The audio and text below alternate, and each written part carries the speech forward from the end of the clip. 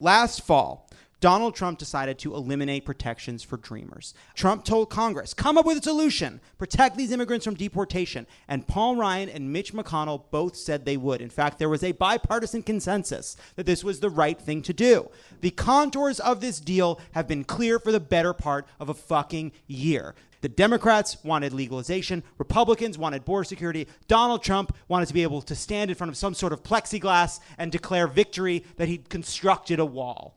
Fine. We said fine. We're not going to say it's a wall. You'll say it a wall. That's politics. Fuck it.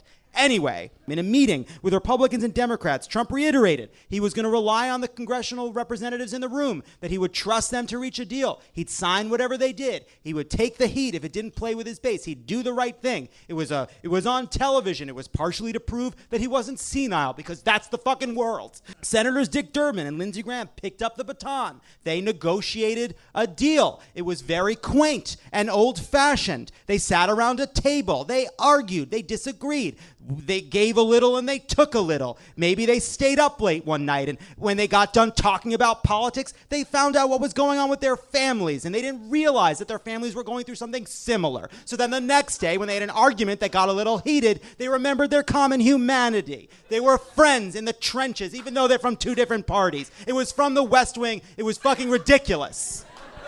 And they reached a deal that has the support of 56 senators, including several Republicans, a deal that does everything everyone claimed they want to do, a deal that would pass the Senate right now, a deal that would pass the House right now. So, we're good, right? No, we're not. We're not good.